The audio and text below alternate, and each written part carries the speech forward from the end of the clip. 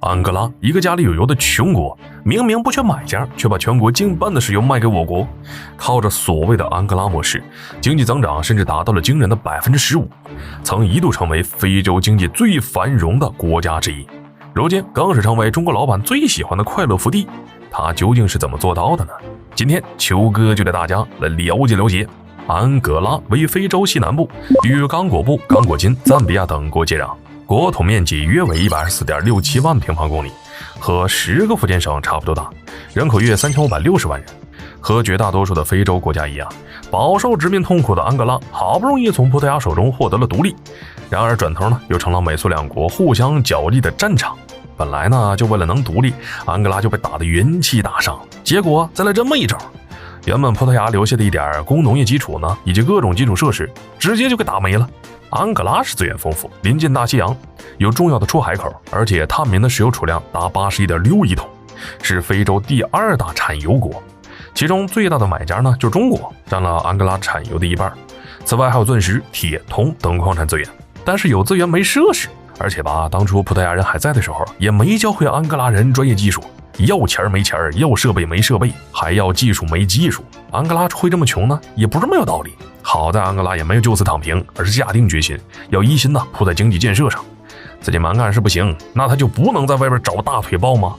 找来找去，最后还是和我国达成了合作。在中国的帮助下，安哥拉的经济增长曾一度达到惊人的15%。安哥拉的石油是挺多的，卖了能赚一大笔钱，但是没办法，他们压根挖不出来。那想发展经济怎么办？就只能把这些石油拿去抵押，向别人借钱。安哥拉找的呢是西方那些国家，毕竟人家有钱有技术。但是吧，西方各国是愿意提供贷款，就是他们不希望只给贷款，而是提出了一大堆的政治要求。安哥拉就很烦自己为啥惨成这样？不就是因为有欧美国家的干涉吗？现在他就想安静的发展，别把好不容易获得的和平给搞没了。正巧这时候呢，一个东方大国正在崛起。安哥拉缺钱，中国缺石油，两国是一拍即合，在2004年正式开启了安哥拉模式。而这所谓的模式呢，说白了就是安哥拉向中国贷款，借钱呢在国内大搞基建，而这钱呢就用石油来偿还。安哥拉也不用担心，到时石油卖不出去了怎么办？中国石油需求量远远超过安哥拉的想象。而且和中国贷款呢还有个好处，就是不附加任何政治条件，借钱就借钱，不搞杂七杂八的东西。这还不算完，你拿到钱的安哥拉不是要搞基建吗？你看这不巧了，中国基建狂魔的称号可不是白说的，不管是大的小的各种基建项目我都给你包圆了，而且建的呢是又快又好。于是一个只要安哥拉在一边看戏，石油基建贷款全都一手搞定的闭环就形成了。这咔咔一顿操作，把其他国家都给整蒙圈了。好家伙呀，居然还能这么玩的吗？虽然资源是消耗了不少，但国家是真的得到了发展。一个非洲穷国却成了中国老板的快乐福地，这究竟是怎么一回事？作为非洲中国人第3多的国家，巅峰时期数量曾达到过超30万人。虽然后来因为疫情的原因使得人数有所下降，但数量依然超了10万人。为啥安哥拉这个才刚打完内战没多久的国家会这么吸引中国人？